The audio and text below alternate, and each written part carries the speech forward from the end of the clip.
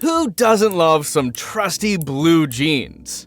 Whether they're skinny, baggy, or even ripped, you probably have a pair or two in your closet.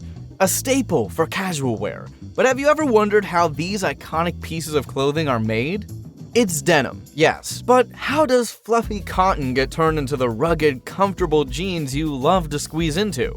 Let's talk about all of that and more in today's video. We already know jeans are the ultimate wardrobe staple, but have you ever wondered how these iconic pants came to be? Made from durable denim or dungaree cloth, jeans have a really interesting history, and it all starts with necessity and innovation. Let's rewind to 1873, when Jacob Davis and Levi Strauss invented what we now call jeans. But their journey started even earlier, and you might be surprised to know it's a story of two continents. Even the name jeans has its own history. It comes from the city of Genoa in Italy, a hub for producing a sturdy cotton corduroy fabric called jean or jean. This fabric was widely used by sailors for its durability. Meanwhile, across the Atlantic, a young Levi Strauss was making big plans. Originally from Germany, Levi arrived in New York in 1851 to join his older brother, who owned a dry goods store. In 1853, Levi caught wind of the California gold rush. Like many, he saw it as an opportunity to strike gold, not exactly in the mines, but in business. He moved to San Francisco and set up the western branch of his family's dry goods company. Here, he sold different items, including bolts of cotton cloth.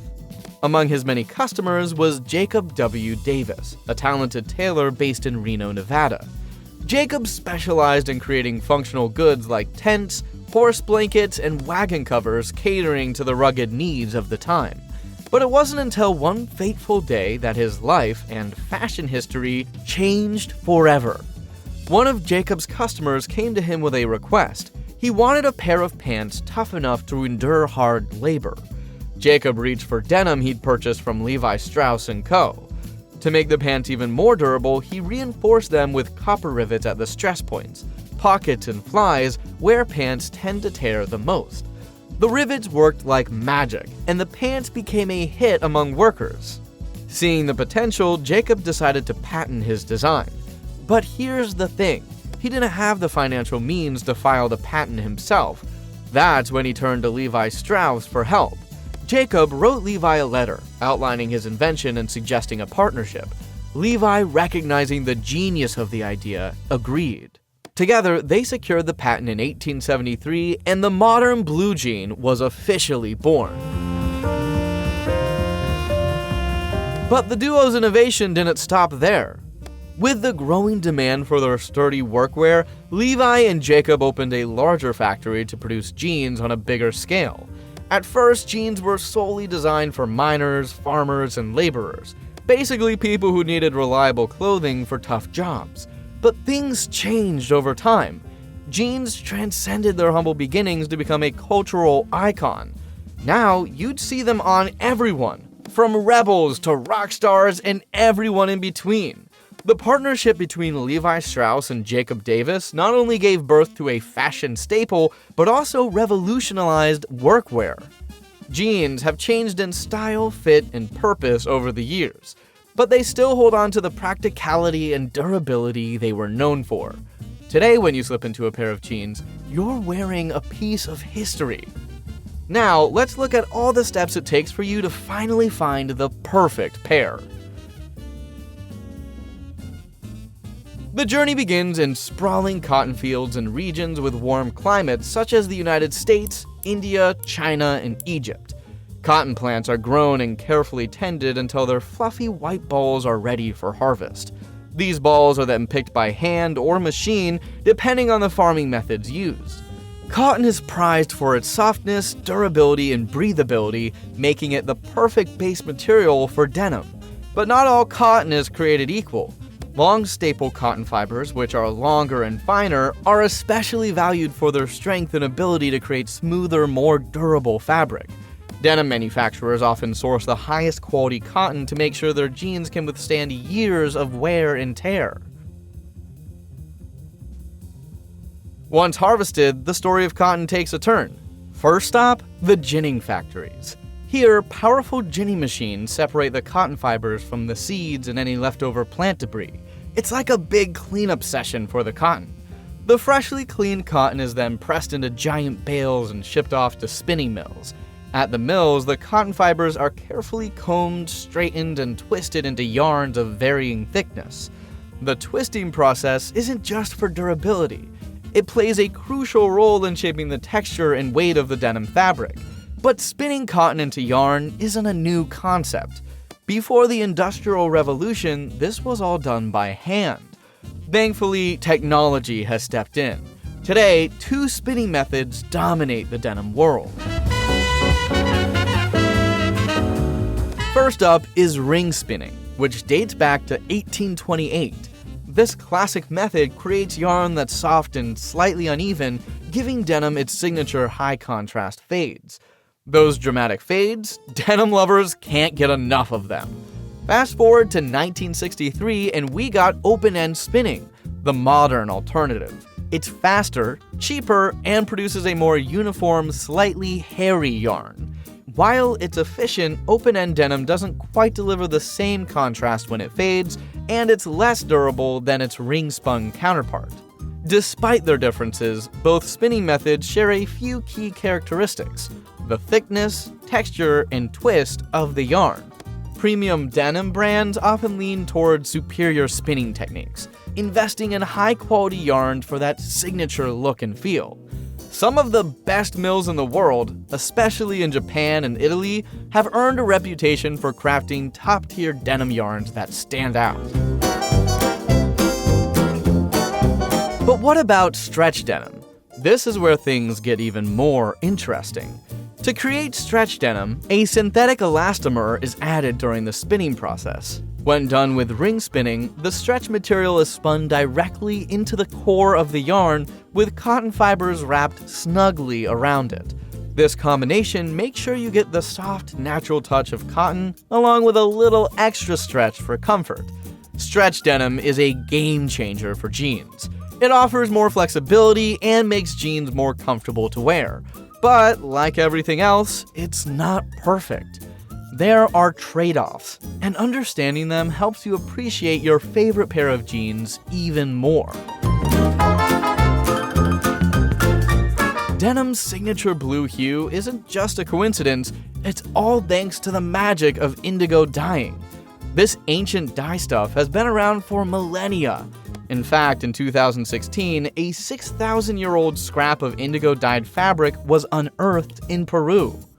Historically, indigo came from natural sources like plants, but with the rise of chemical engineering, nearly all indigo used today is synthetic.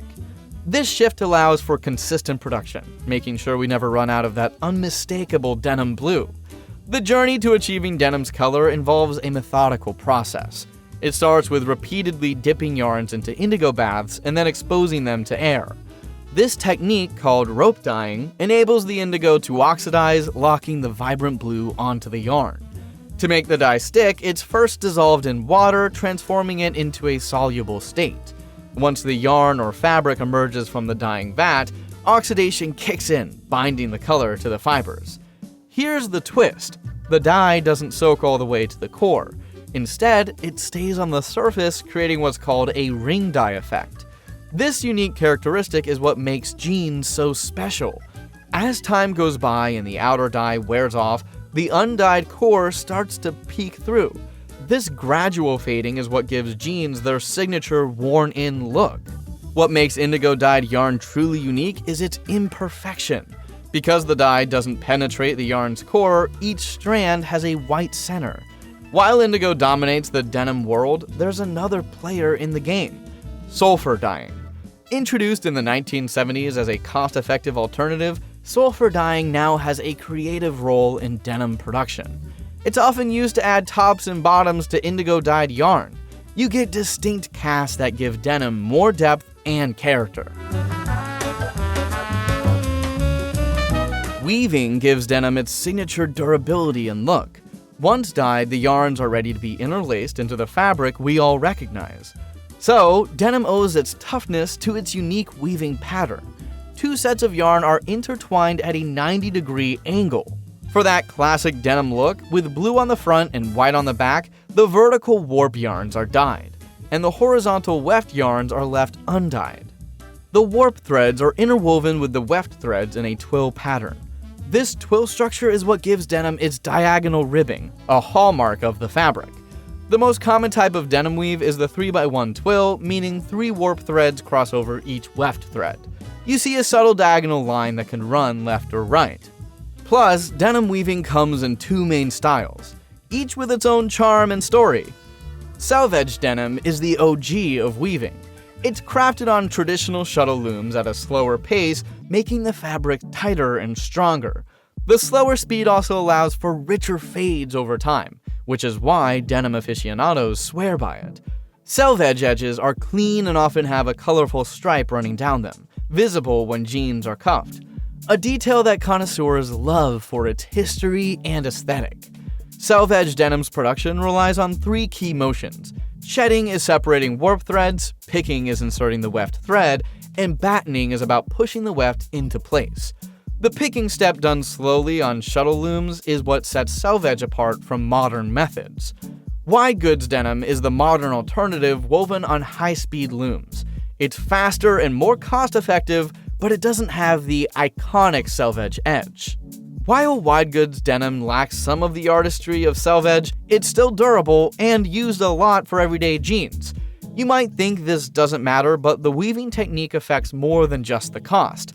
It determines the denim's durability, appearance, and even how it fades over time. Whether you prefer the premium feel of selvedge or the practicality of wide goods denim, it's all about the weaving. Our product is almost ready. Before denim fabric can be transformed into jeans, it has to go through some finishing processes to improve the quality and usability. Sandforization is one of the key steps. Heat and pressure are used to pre-shrink the fabric, making sure that your jeans won't unexpectedly shrink at their first wash. Singeing follows, burning off loose fibers to create a smoother surface that feels better to the touch. In some cases, the fabric also goes through mercerization. This is a chemical treatment that improves dye absorption and adds a nice sheen. These finishing processes are divided into 2 categories. Functional finishes prevent issues like shrinkage and improve durability, but creative finishes improve the fabric's appearance and texture. When denim comes off the loom, it is in its raw loom state form. This lacks dimensional stability. Without proper treatment, it would shrink and twist after washing. These finishing steps stabilize the fibers, ensuring the denim looks and feels right. Once the fabric is ready, it's time to cut it into precise shapes for the jeans.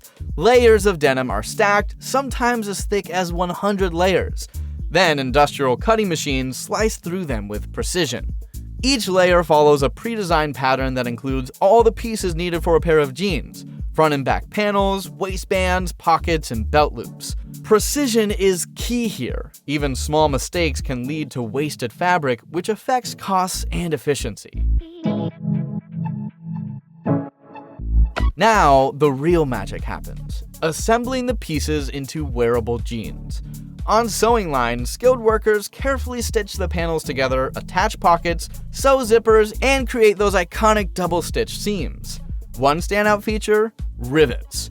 Remember we talked about them at the start? They're the tiny metal fasteners at pocket corners. Today, they're as much about style as they are about functionality. Freshly sewn jeans come off the line stiff and uniform, but that's far from what modern consumers want. To achieve the soft feel and lived-in character that people love, jeans go through washing and distressing processes. In stone washing, pumice stones tumble with the jeans to create a faded, broken-in look. Sandblasting uses high-pressure sand to create distressed patches, while chemical treatments with enzymes or bleach add texture and color variations. These techniques give each pair of jeans its unique personality, offering a personalized touch even before customers wear them in. Before jeans are ready to hit the shelves, they receive some final adjustments to make sure they look perfect. Rivets and buttons are polished to a shine. And you can't forget the company label. These are usually made from leather or durable fabric and are sewn on. The jeans are then pressed to remove any wrinkles and folded neatly for packaging. Quality control teams inspect each pair to make sure there's no unintentional tear or fault. Once approved, the jeans are ready for distribution. Denim's timeless, but its production has been resource-heavy. Thankfully, the industry is embracing more sustainable practices to reduce its environmental footprint. Many manufacturers now recycle water during dyeing, a game-changer in conserving this precious resource. Organic cotton is also becoming a popular alternative to conventionally grown cotton, and techniques like laser distressing are also making waves. While classic jeans were made from 100% cotton, modern pairs often include a small percentage of elastane or polyester. This blend adds flexibility and comfort, making jeans more adaptable to today's active lifestyles. Well, there you have it.